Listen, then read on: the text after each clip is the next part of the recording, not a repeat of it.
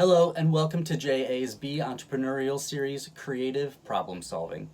My name is Grant Carlisle. Today in session 5 we will cover applying design thinking. Mainly today we're going to be culminating all of the different sessions we've had in this series into one. And all I have to say is document, document, document. You're going to be required to show artifacts for each step in the design thinking process.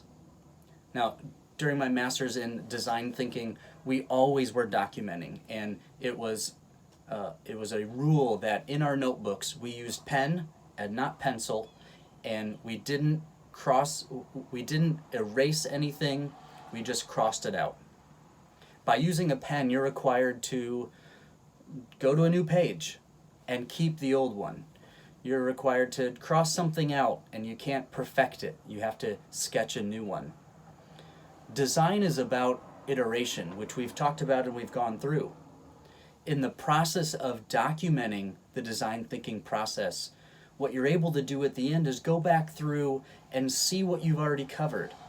You're able to share with your group what it is you were thinking and how you arrived there. And in the end, you're able to bring those ideas together into one solution. It really is about documentation.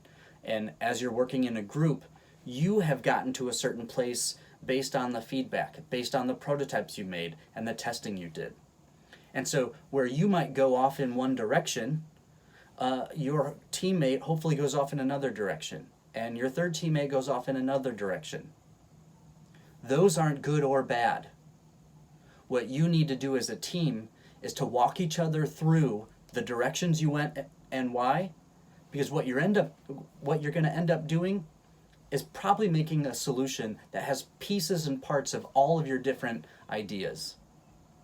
And now that you've documented all of the steps along the way, you can share with them how you got there.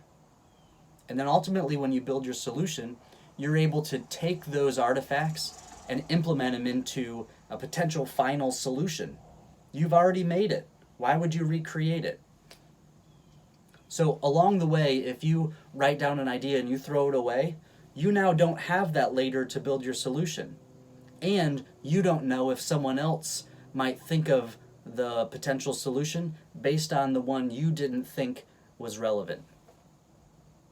So as you're documenting, keep all of your documentation, whether it's in a folder, a binder, or a single notebook. Keep it and keep it all together. And as you work together with your group, you're able to share with them your thoughts, and they're able to get the feedback that they need on where you're at with your idea. This whole design thinking thing really is just about solving problems, and that's entrepreneurship. Either solving a problem someone or a market has, or meeting a need that market has. Once, like we said, you define the problem and you identify the people who have that problem, that's called product market fit. And in solution testing with design thinking, that's the same thing. So you can really use design thinking as, again, a process of how to go about entrepreneurship, as long as you have the right mindset to approach it. Thanks for having me in your classroom. My name is Grant Carlisle. Onward.